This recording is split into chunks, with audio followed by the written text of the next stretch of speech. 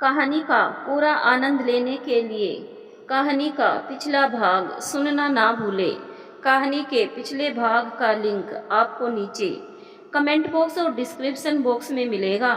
तो चलिए आगे की कहानी शुरू करती है। जय श्री कृष्ण, जय श्री राधे, ओम नमः शिवाय, जय माता दी। दीदी, अब हम तो आए ही है इसलिए कि हमारे तीनों लड़कों को हमारी बिटिया नीलू ही पढ़ाएगी। क्यों बिटिया, बिट्टू के साथ अपने तीनों भाइयों को भी पढ़ा देगी ना? यह सुनते ही रेणुका और नीलू की नज़रें आपस में मिली। अब दोनों माँ बेटी काफ़ी संतुष्ट हो जाती हैं। शाम को बिट्टू के साथ वर्षा के तीनों भाई माधव, गोपाल और छोटू नीलू से पढ़ना शुरू कर देते हैं। छोटी उम्र में ही नीलू के अंदर एक अलौकिक दिमाग है जो उसकी माँ को दिखता है। वह भगवान को धन्यवाद देते नहीं थकती कि उसे प्रभु ने ऐसी लायक बेटी दी। रेणुका थोड़ी सी इनसिक्योर हो गई थी। इसकी वजह यह थी कि वह पिछले महीनों अपने कमर के दर्द का चेकअप करवाने गई तो डॉक्टर ने कुछ शंका व्यक्त की और कहा, फिलहाल हम पहले चेकअप करवा लेते हैं, तब कोई डिसीजन लेंगे। डॉक्टर के लिखे ढेर सारी चेकअप देख वह घबरा गई और घर आकर चुप लगाकर बैठ गई। मन में एक उलझन पैदा हो गई कि अगर रत्ती भर भी कुछ निकल गया तो घर में निर्देश देने वालों की होड़ लग जाएगी। सबसे ज्यादा वह नीलू के भविष्य के लिए चिंतित रहती। वह जानती थी कि जरा भर भी कुछ निकल भर आएगा तो यह सारे घर के काम अपने ऊपर ले लेगी। रेणुका कभी नहीं चाहती थी कि नीलू मेरी तरह चूल्हे चौके में लग जाए। बच्चों को पढ़ाने को लेकर भी उन पति पत्नी के बीच काफी डिस्कशन हुआ था। रेणुका ने बताया, जब वह बच्चों की पेरेंट्स मीटिंग में गई थी तो टीचर्स काफी तारीफ कर रहे थे बच्चों की, खासकर हमारी नीलू की। कृष्णपाल ने फिर भी चिंता व्यक्त करते हुए कहा, देख रेणुका, अब ये समय हमारी नीलू के लिए खुद के पढ़ने के लिए है, कहीं उसका कीमती समय बर्बाद तो नहीं हो रहा। नीलू के बापू, लड़की सियानी हो गई, गली मोहल्ले में कूदती अच्छी लगती है क्या? इस बहाने बंद कर रहती है, फिर उसे खेलने से ज़्यादा अच्छा पढ़ने में लगे। बालक भी खुशी खुशी पढ़े है उससे। सो तो है रेणुका, पर कुछ भी कहे, इतनी सी उम्र में मुझे उसका गैर बच्चों को पढ़ाना अच्छा नहीं लगता। बिट्टू तक तो बात ठीक थी, अब यह मोहन के तीनों लड़कों के पढ़ने के पैसे लेना मुझे अच्छा नहीं लग रहा। अरे आप भी नीलू के लिए अपने दिल में बहु दया रखे हो। लड़की आपकी बड़ी चतुर है। वर्षा की माँ जैसे ही बच्चों को पढ़ाने का अनुरोध करने लगी, नीलू झट से बोली, पढ़ा तो मैं दूंगी, पर 500 रुपये एक के लगेंगे। यह सुनते ही मैं तो अवाक रह गई। आगे बोली, पैसों से आदमी बंध के रहता है, इससे लापरवाही नहीं होती। लेने वाला पैसे ले रहा है तो अपना देने की जिम्मेदारी समझता है। वही जो दे रहा है वह उसका प्रयोग करने की सोचता है कि पैसे दिए हैं मैंने। कृष्णपाल अपनी बेटी की वाकपटुता देख बोला, रेणुका, नीलू बहुत खुददार लड़की है, अपने उसूलों पर चलने वाली अड़िग। आंगन में नीलू एक कुर्सी पर बैठी है, सामने पड़े खटिया पर सभी बच्चे सवाल हल करने में लगे हैं। बच्चों को पढ़ने के बाद नीलू ने भी अपने भाई लोगों से बैग पैक करने को कहा। तभी उसकी सहेलियां आ टपकी, कोई कुछ कहती, कोई कुछ। जब से तू खेलने नहीं आती अच्छा नहीं लगता। हाय कितने सुंदर गमले हैं, सदाबहार भी तो तूने लगभग हर रंग के लगा रखे हैं। इससे पहले तो मैंने खाली सफ़ेद और हल्के गुलाबी सदाबहार देखे थे। वाओ, फूल भी तो भर भर के आ रहे हैं इनमें। एक साइड में रखा दाना पानी देख बोली, ओहो, चिड़िया के लिए दाना पानी भी रखा है। सच, तभी तो तू हमसे अलग है। अच्छा योगी खान। उन्हीं सहेलियों में वर्षा भी थी, जिसके मन में अब नीलू के लिए नफरत के बीज अंकुरित हो रहे थे। जब से उसके तीनों भाई यहाँ पढ़ने आने लगे, उसके माता पिता से उसे डांट पड़ ही जाती। नीलू से कुछ सीखो, तुम्हारे ही बराबर है। तुम्हें शर्म भी नहीं आती कि वह पढ़ती है और पढ़ाती है और तुम सारा दिन उधम मचाती रहती हो। सहेलियों से अब नीलू की बहुत तारीफ सुनकर वह बोली, हाँ हाँ, नीलू बहुत गुणी है, पढ़ाई से लेकर खेल कूद सब में, फिर भी कोई तो इसमें कमी होगी। यह सुनकर सभी एक दूसरे का मुंह देखने लगती है। तब वर्षा कहती है, ऐसे क्या देख रही हो मुझे? मैंने क्या कुछ गलत कह दिया? अरे कोई ना कोई कमी सब में होती है। अब तुम ही बताओ, नहीं तो इंसान भगवान नहीं बन जाएगा। अच्छा तू रहने दे, अपनी बकवास बंद कर। हमारी नीलू हमारे लिए भगवान ही सही। उस सहेली की बात का सबने समर्थन किया, लेकिन वर्षा ऐसे हार मानने वाली कहाँ। वह सीधे नीलू से ही बोली, नीलू तू ही अपनी कोई कमी बता दे, नहीं तो मैं बताऊं तेरे अंदर क्या कमी है। नीलू ने अंधेरा होते देख बात खत्म करने के उद्देश्य से कहा, अब सब तुम अपने अपने घर जाओ, देर हो रही है। रही मेरे अंदर कमी की बात तो मुझे समझ नहीं आ रहा। चलो वर्षा, जल्दी से तुम ही बता दो मेरे अंदर क्या कमी है। तब वर्षा बड़े एटीट्यूड से कहती है, तुम्हारी आंख का यह भद्दा तिल, जिसे तुम चश्मे से छुपाने की कोशिश करती हो, पर वह चश्मे से भी तुम्हारा भद्दा मजाक उड़ाता है। यह सब उसने एक एक शब्दों पर जोर देकर कहा। नीलू से लेकर वहाँ जितनी सहेलियाँ थी भौचक्की की रह गई। नीलू के अंदर तो जैसे कुछ टूट गया हो। रात के खाने पर रेणुका ने उसकी उदासी देख कहा, क्या हुआ नीलू, शाम से ही बड़ी बुझी बुझी लग रही है। किसी ने कुछ कहा क्या? कुछ नहीं अम्मा, बस मैं ये सोच रही थी कि ये चश्मा मेरा नज़र का तो है नहीं, फिर मैं क्यों पहनूं। चश्मा उतार उसने सामने अर्गिनी पर रख दिया। रेणुका बात की तह तक जानने के लिए बोली, क्या हुआ, तुझे किसी ने कुछ कहा क्या? नीलू ने कोई जवाब नहीं दिया, अपने स्टडी टेबल पर जाकर पढ़ाई में लग गई। कुछ देर वह अपना रिवीजन कर कुर्सी पे पीछे सर रखकर आंख बंद कर थोड़ी देर बैठी। उसे सुनाई दिया, तुम्हारी आंख का यह भद्दा तिल, जिसे तुम चश्मे से छुपाने की कोशिश करती हो, पर वह चश्मे से भी तुम्हारा भद्दा मजाक उड़ाता है। 2 बूंद आंखों से पानी के गिरे, जिसे रेणुका ने देख लिया। वह उठी और अर्गनी में कुछ देर पहले रखा उसका चश्मा उठा कर लाई। नीलू इसे पहन ले, मैं नहीं जानती तूने इसे क्यों उतारा।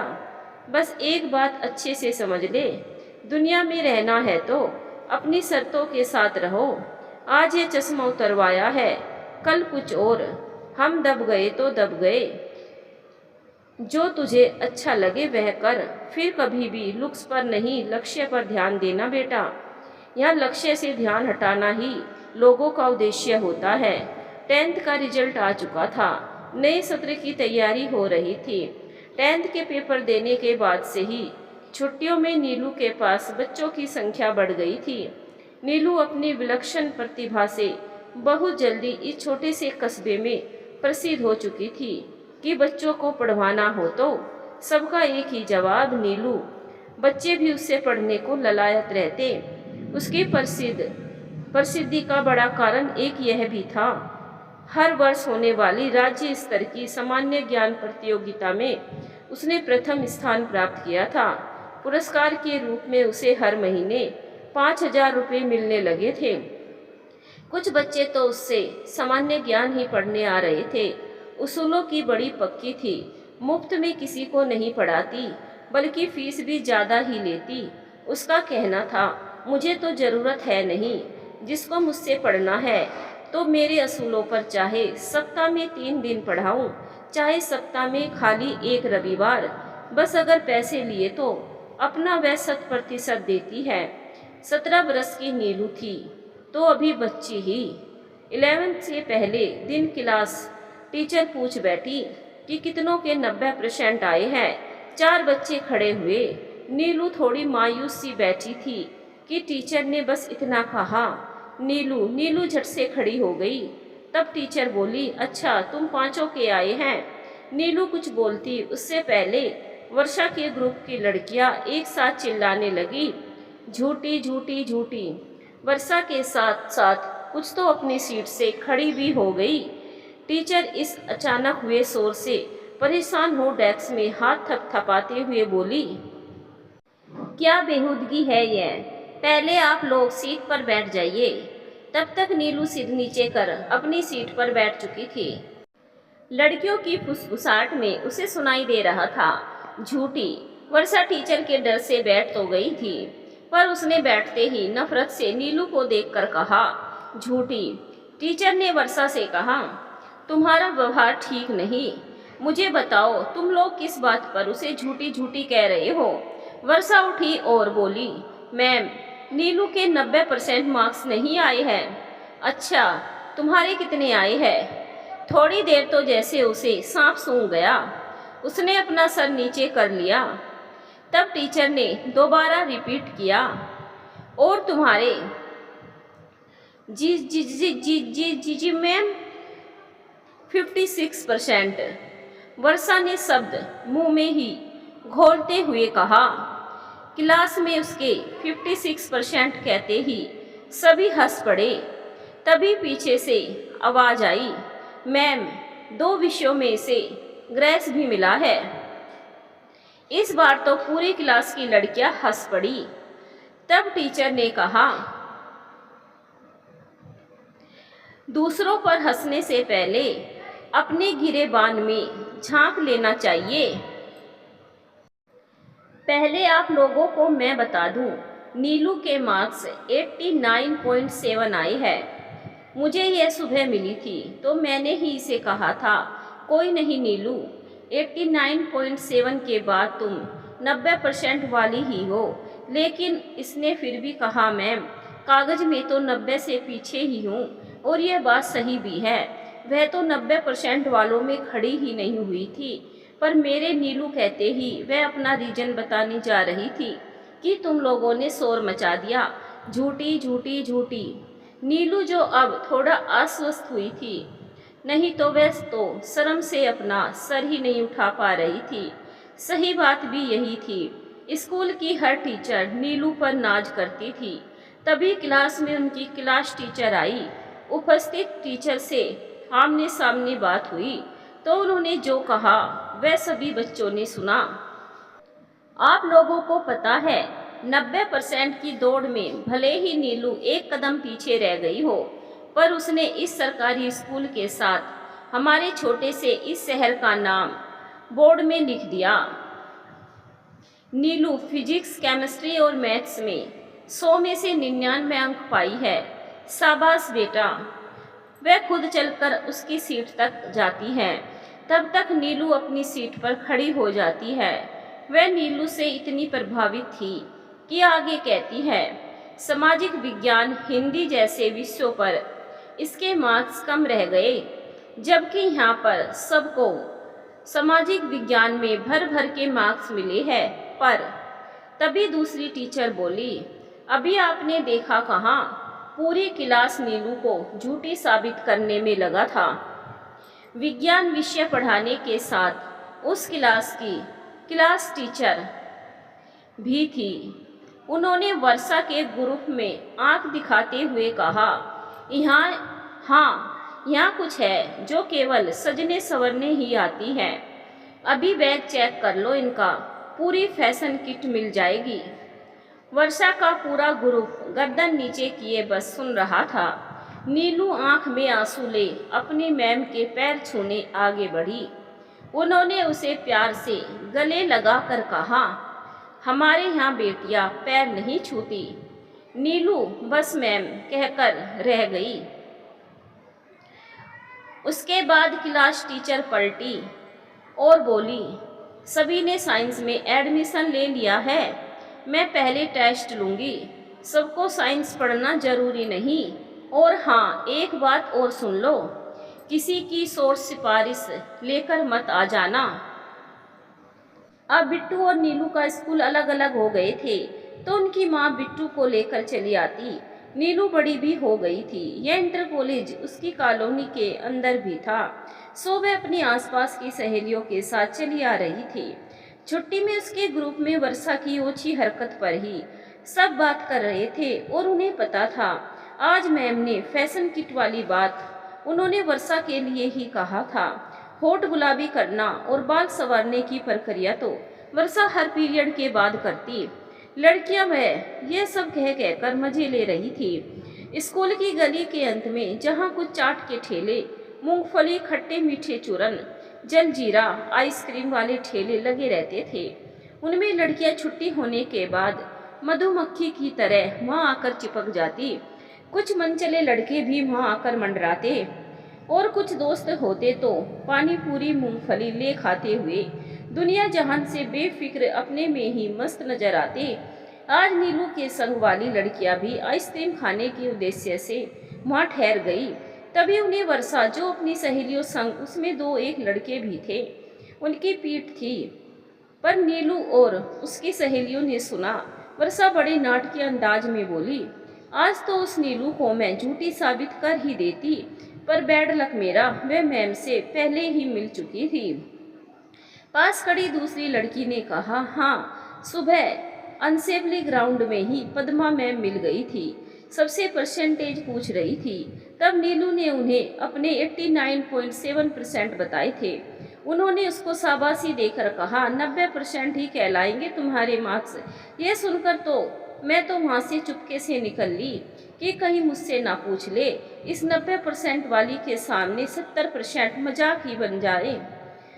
सभी उसकी बात पर खिलखिला उठते। हंसते हंसते वर्षा कहती, पता नहीं इस नीलू ने सभी मैम लोगों पर जादू कर रखा है। पद्मा मैम को देखो कैसे साइड ले रही थी उसकी, मुझसे तो खार खाई रहती है। एक बार शिकायत कर चुकी हूँ मैं इनकी प्रिंसिपल मैम से, तब से चिड़ी बैठी है। नीलू के ग्रुप की लड़कियों ने सब कुछ सुना। फिर वे लोग आगे बढ़ने लगे। उसी समय नीलू की नज़र वर्षा की बगल में खड़े विकास पर पड़ी। वह हंसते हुए कह रहा था, उस बार तूने पद्मा मैम के ऊपर झूठा ही आरोप लगा दिया था कि मैम ने तुझे मारने के लिए हाथ उठाया। उठाया तो था, हाँ, यह बात अलग है, मारा नहीं। मार देती तो मैं पुलिस तक चली जाती। नीलू को वर्षा के साथ और लड़कियों का मैम लोगों के लिए इस तरह कहना लोग कोई नई बात नहीं लगी, पर वह बुझ सी गई जब उसने विकास को इसमें शामिल पाया। मैम का नाम लेकर हंसना बहुत गहराई तक उतर गया। विकास, नीलू और वर्षा के ही साथ एक ही सेक्शन में तीनों पढ़ते थे। अक्सर कुछ समझ में न आने पर विकास नीलू से निसंकोच पढ़ने उसके घर तक चला आता। नीलू को उससे ऐसा कोई सरोकार न था कि वह मेरा दोस्त है या नहीं। वह सबके संग एक ही भाव रखती, जैसे उसके लिए वर्षा, आंचल और मनीषा थी, वैसे ही विकास। पर आज क्या ऐसा हुआ कि उसी विकास का वर्षा के ग्रुप में खड़ा होना अखर गया। उससे ज़्यादा उसका मैम लोगों का मजाक उड़ाना।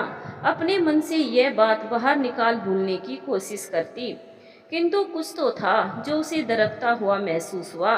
घर आते ही रेणुका ने अपनी बेटी नीलू से सवालों की छड़ी लगा दी। कैसा रहा आज का दिन? मैम लोगों ने क्या कहा?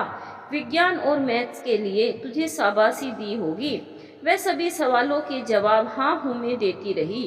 तभी उसने बैग रखते हुए कहा, अम्मा, भूख लगी है, मैं हाथ मुंह धोकर आती हूँ, पहले कुछ खाने को दे दे, तब करती रहना ढेरों सवाल।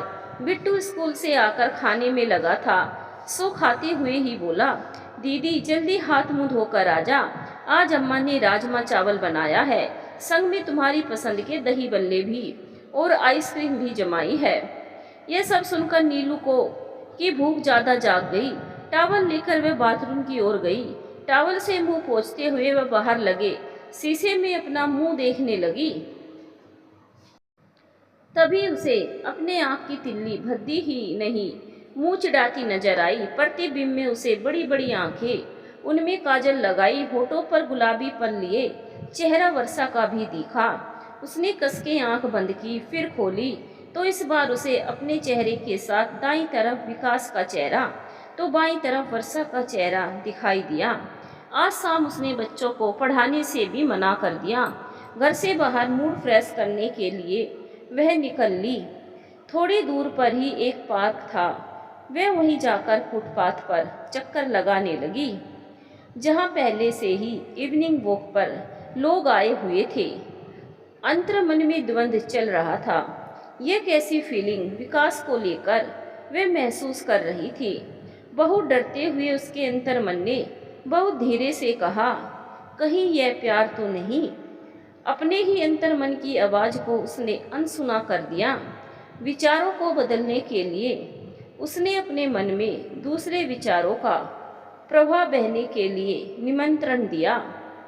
मुझे साइंस लेकर ही पढ़ना चाहिए कि अभी से अपनी राह अलग कर लेनी चाहिए। साइंस पढ़ना मेरे लिए कोई कठिन तो नहीं, पर मन लगने वाली बात कही जाए तो मेरा मन तो अपने इतिहास को जानने के लिए बेकरार रहता है, दर्शन पढ़ने के लिए भी ललायत रहता है। अपने आप से एक मजबूत वादा करती है, बनना तो मुझे टीचर ही है, बने जिसे बनना हो इंजीनियर डॉक्टर। सोचकर उसे बहुत आश्चर्य हो रहा था कि लोग 10th पास तो बेमुश्किल से हुई है, पर पढ़ना सबको साइंस है। मीनाक्षी मैम कैसे झल्ला रही थी, कोई सोच सिफारिश लेकर ना आना, मैं टेस्ट लूंगी तभी साइंस विषय दे पाऊंगी। इतना सब सोचने के बाद भी फिर विकास उसके दिमाग में आ गया। विकास तो साइंस ही पढ़ेगा, 100% वह साइंस पढ़ेगा, तब तो फिर मुलाकात का कोई स्कोप नहीं बचेगा। और वर्षा, वह तो कैसे भी करके साइंस ही पढ़ेगी, चाहे 5 वर्ष लग जाए उसे 12th पास करने में। उसका अपनी बुआ की लड़की गंगा से जो कंपटीशन है, गंगा दीदी यही हमारे स्कूल से तो पढ़ी, व्यवहार और पढ़ाई दोनों में ही कितनी अच्छी थी बेचारी। बेचारी के पापा नहीं थे, उनकी मम्मी को उन्हें पढ़ाना बहुत ज़रूरी लगा था, सो अपनी भाभी वर्षा की अम्मा के यहाँ 2 साल 12th करने भेज दिया। उफ, उस लड़की वर्षा ने कितना परेशान किया था उन्हें, पर वह गंगा दीदी कभी किसी से कोई शिकायत ना करती, किताबों में ही डूबी रहती। ये समाज भी ना पढ़ाई का मतलब होशियार होना, 90% से ऊपर नंबर लाने वालों को ही होशियार समझता है। पता नहीं क्या कारण रहा, उनके 12th में 70% ही पर ही रुक गई। स्कूल टीचर से लेकर घर वालों तक कहने लगे, हर समय किताबों में ही घुसे रहना कोई होशियारी नहीं। तब मीनाक्षी मैम ने ही तो उनका साइड लिया था, यह कहकर कि गंगा कोई साधारण स्टूडेंट नहीं, वह कुछ जरूर अच्छा करेगी। वर्षा की बुआ की लड़की है, कभी कुछ ना कहती, पर अब वह भी कहने लगी कि गंगा बीएससी में तो एडमिशन मिलेगा नहीं, अब प्राइवेट बीए ही कर लेना, इंटर तक साइंस पढ़ी है, घर पर ही बच्चों को पढ़ाना शुरू कर देना। किंतु कैसे पासा पलट गया, गंगा दीदी तो पुलिस में भर्ती हो गई, बहुत बड़ी कामयाबी थी। बिना कोचिंग के यूपी पुलिस में कामयाब हो जाना उनका एकमात्र सहारा, पढ़ाई से लेकर मनोबल पढ़ाने तक बस पद्मा और मीनाक्षी मैम थी। पद्मा और मीनाक्षी मैम की बात आते ही फिर उसके न चाहने पर भी विकास उसके विचारों में फिर आ गया। 10th में एक ही सेक्शन में थे जब एक बार मैम ने लड़के लड़कियों से पूछा, कौन क्या बनना चाहता है। ज़्यादातर लड़कों के जवाब कंप्यूटर इंजीनियर ही था। विकास का नंबर आने पर मैम ने खुद ही जवाब दे दिया, तुम भी इंजीनियरिंग ही करना चाहोगे? नहीं मैम, मैं आपके जैसा टीचर बनना चाहूँगा। बस उसी दिन से यह बात नीलू के दिमाग में घर कर गई कि उसे भी टीचर ही बनना है, क्योंकि अभी तक उसने इस बारे में कभी कुछ नहीं सोचा। खाना, खेलना, बिट्टू से लड़ना, यही उसके 3 काम थे। वह घर की ओर मुँह करके आते हुए फिर सोचने लगी कि उस दिन जब उससे मैम ने सवाल किया कि बड़े होकर क्या बनना है, उसने सवाल खत्म होने से पहले ही कह दिया, टीचर। तब उस वक्त क्लास में क्या हुआ था वह याद करना ही नहीं चाह रही थी, पर उसे उस वक्त वर्षा का उसे चीटर कहना याद आ गया। उसका टीचर कहना और वर्षा का धीमे से चीटर कहना उसने सुन लिया था। तब क्लास में वह 2 ही थे, विकास और नीलू, जिन्होंने टीचर बनने को कहा था। नीलू कदम तेज करते हुए आगे बढ़ रही थी, मस्तिष्क विचारों से आगे दौड़ रहा था। क्या वर्षा मुझसे विकास को छीनना चाहती है? मस्तिष्क में सवाल कौंधा। अब उसके होठ हल्के से मुस्कुराए, ये क्या हो गया मुझे? सच तो यही है, मैं उससे प्यार करने लगी हूँ। तभी उसके साथ उसके अंदर की नीलू चलने लगी। और बोली, अभी तेरी उम्र क्या है जो प्यार के चक्कर में पड़ गई। उम्र और प्यार से क्या लेना देना। तेरे वह बड़े बड़े सपने बस हवा निकल गई। तू तो यही कहती थी ना कि मुझे कुछ ऐसा करना है जो समाज में मिसाल बने। हाँ, मैं करूँगी ना, हर सपना पूरा करूँगी। अपने भाई बिट्टू से लेकर हर मुझसे पढ़ने वाला बच्चा खाली किताबी ज्ञान नहीं पाएगा, समाज के लिए उदाहरण पेश करेगा। उसके अंदर की नीलू जोर से खिलखिलाई और हंसते हुए बोली, 17 वर्ष की उम्र में प्यार करने वाली क्या दूसरे के जीवन को संवार कर उदाहरण पेश करेगी। वह खुद अपने पैर पर कुल्हाड़ी मार रही है। इस प्यार से तू उन्नति नहीं, गर्त में गिरेगी। हंसते हुए वह उसका हाथ छोड़ बहुत दूर चली गई। बस अब वह अपने घर के पास ही पहुंच चुकी थी। पसीने से सराबोर अपने आप को संयत कर वह घर के दरवाजे पर ही पहुंची, जहां उसके कुछ जूनियर स्टूडेंट्स खड़े थे। उन्होंने औपचारिक संबोधन के बाद कहा, यह हमारे कोचिंग के सर है।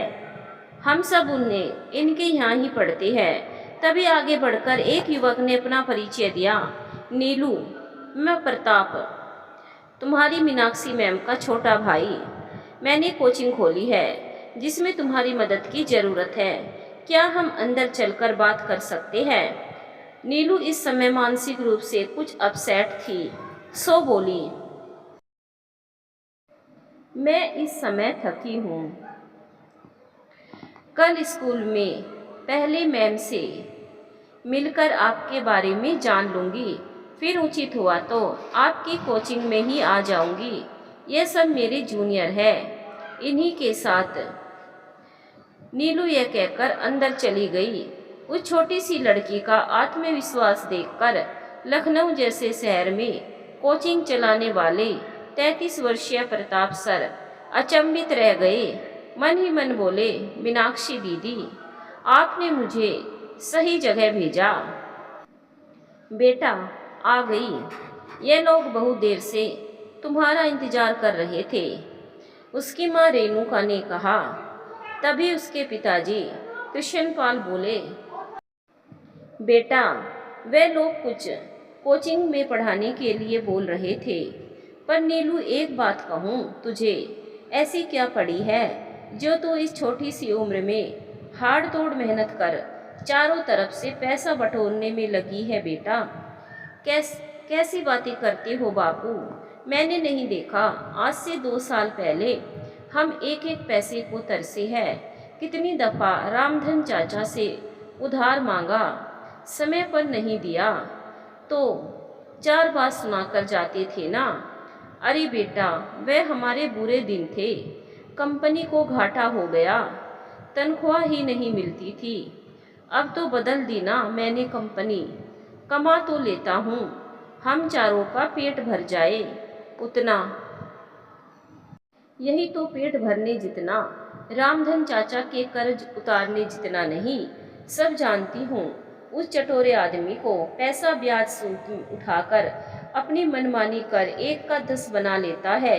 10 दे दो उसको, पर एक जो उधार लिया था उससे उत्तीर्ण नहीं हो पाओगे।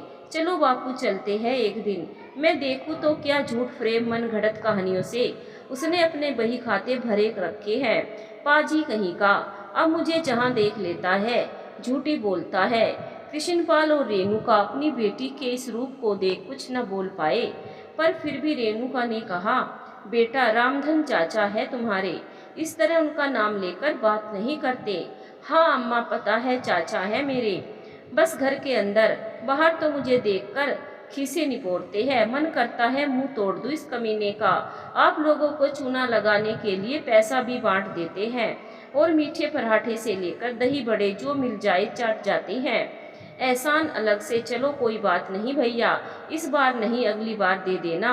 उस महीने की किस्त पर भी ब्याज लगा दूं। जिससे कृष्णपाल समझ गए मेरी बेटी होशियार ही नहीं बुद्धिमान भी बहुत है। सो बोले, मैं रामधन को यहीं बुला लूँगा। मैंने सब लिखा है, उसने कब कब क्या दिया और मैंने कितना लौटाया। आपने लिखा है, पर उसने क्या लिखा है यह तो जाकर देखना पड़ेगा। 2 साल से यही सुनती आ रही हूँ कि इस महीने रामधन का कर्ज उतर जाएगा। पर कहाँ बापू, हम मिट्टी में मिल जाएंगे। इनके कर्ज से भी ऋण नहीं हो पाएंगे। मीनाक्षी मैम 2 साल में रिटायर होने वाली थी। उनका शैक्षिक कार्य लगभग इस छोटे से शहर में बीता। उन्हें यहाँ से बहुत लगाव हो गया। उन्होंने यहाँ कई प्रतिभाओं को देखा था कि वे आर्थिक रूप से कमजोर होने की वजह से अपनी मंजिल तक नहीं पहुँच पाती थी। लखनऊ जैसे शहर जाना सबके बस की बात नहीं थी। सो उन्होंने अपने भाई प्रताप को यहाँ आकर कोचिंग सेंटर खोलने की सलाह दी। समस्या यह थी कि इस कस्बे में छोटे शहर से अच्छे टीचर पढ़ाने को तैयार न थे और इस शहर में शिक्षक मिलना अंधेरे में सुई ढूंढने जैसा था। थोड़ा सा परिचय मीनाक्षी मैम का दे दिया जाए। यह तो पता ही है, वे विज्ञान विषय की शिक्षिका है। अनुशासन उनकी पहचान है। इसी अनुशासन के कारण वे छात्र छात्राओं के बीच क्रूर स्वभाव के टीचर की छवि में है। उद्दंडता आजकल के बच्चों में बढ़ती जा रही है, जिस कारण मीनाक्षी मैम गुस्से और असहनीय व्यवहार से कभी कभी हाथ भी उठा बैठती है। कानून के मद्देनजर उन्हें कई बार बिना गलती पर भी प्रिंसिपल मैम के सामने खेद व्यक्त किया है। उनकी माताजी उनके साथ ही रहती थी, जिनका कई वर्ष पहले स्वर्गवास हो चुका है। 3 बहनें हैं, वह भी शिक्षिका ही है। शादी करके दूसरे बड़े महानगरों में रहती है। एक छोटा भाई प्रताप, जो सरकारी शिक्षक तो नहीं, हाँ आज की भाषा में बोले जाने वाले व्यापारी शिक्षक। एक सबसे बड़ा भाई जो विदेश में रहता है। कभी कभी फोन पर ही बातें होती है, आना तो दूर की बात, विदेश में ही बस गया है।